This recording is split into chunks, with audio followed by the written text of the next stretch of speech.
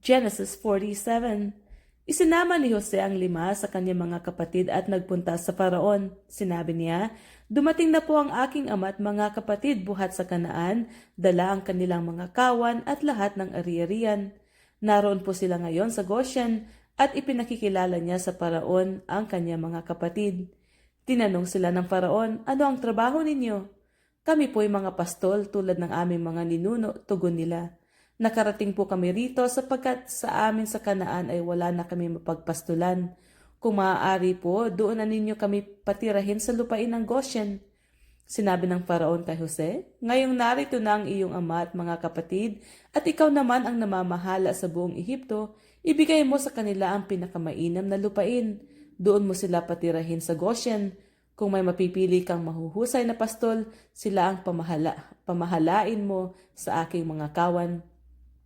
Isinama ni Jose ang kanyang ama sa palasyo at pagdating doon, binasbasan ni Jacob ang Faraon. "Ilang taon na kayo?" tanong ng Faraon kay Jacob. Sumagot siya, "Umabot na po sa 130 taon ang aking pagpapalipat-lipat ng tahanan. Maikli at mahirap ang aking naging buhay dito sa lupa. Malayong malayo sa naging buhay ng aking mga ninuno."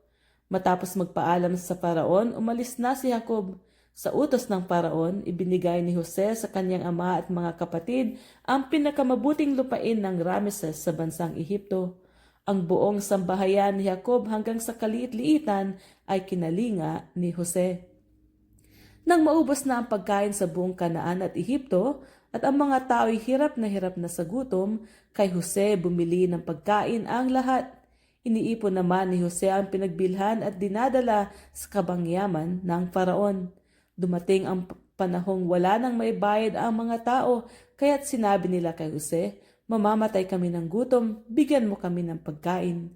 Kaya't sinabi ni Jose, "Kung wala na kayong salapi, palitan na lang ninyo ng hayop ang pagkain ibibigay ko sa inyo." At gayon nga ang kanilang ginawa. Ipinagpalit nila ang kanilang mga kabayo, tupa, kambing, baka at asno sa pagkain kinukuha nila. 1 taon silang binibigyan ni Jose ng pagkain bilang kapalit ng mga hayop. Nang sumunod na taon, lumapit na naman sa kanya ang mga tao. Sinabi nila, "Hindi namin maikakaila sa inyong kamahalan na ngayon ubos na ang lahat naming salapi at mga alagang hayop. Wala na pong nalalabi sa amin kundi ang aming katawan at bukirin. Kaya tulungan naman ninyo kami. Huwag ninyo kaming hayaang mamatay sa gutom at mapabayaan ang aming lupain. Bigyan ninyo kami ng makakain at binhing pananim nang kami huwag mamatay. Payag na po kami maging alipin ng Faraon at ibenta sa kanya ang aming lupain." Nangyari nga ito, kaya't nakuha ni Jose para sa Faraon ang lahat ng lupain ng mga taga-Ehipto dahil sa tindi ng tagutom noon. Ang lahat ng tao sa Ehipto ay ginawa ni Jose ng mga alipin ng Faraon. Ang hindi lamang nabili ni Jose ay ang lupain ng mga pari sapagkat ang mga ito ay may sapat na sustento ng Faraon. Sinabi ni Jose sa mga tao, "Ngayon nabili ko na kayo at ang inyong mga lupain para sa Faraon. Bibigyan ko kayo ng binhing itatanim. Ibibigay ninyo sa Faraon ang 5 bahagi ng inyong aanihin. Inyo na ang nalalabi para muling itanim at maging pagkain ng inyong pamilya." Sumagot ang mga tao, "Napakabuti ninyo sa amin. Iniligtas niyo kami. Handa po kami maglingkod sa Faraon."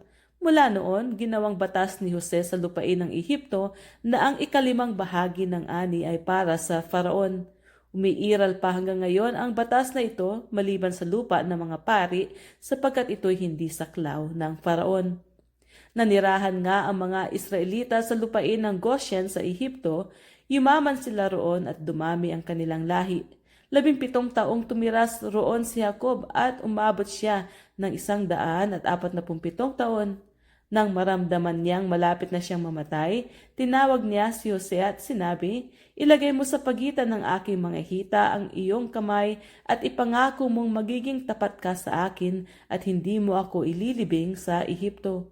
Ilabas mo ako sa Ehipto at isama mo ako sa libingan ng aking mga magulang." "Masusunod po ang nais ninyo," sagot ni Jose. Sinabi ni Jacob, "Kung gayon, sumumpa ka sa akin." Nanumpa nga si Jose at si Jacob ay yumuko sa may ulunan ng higaan at nanalangin.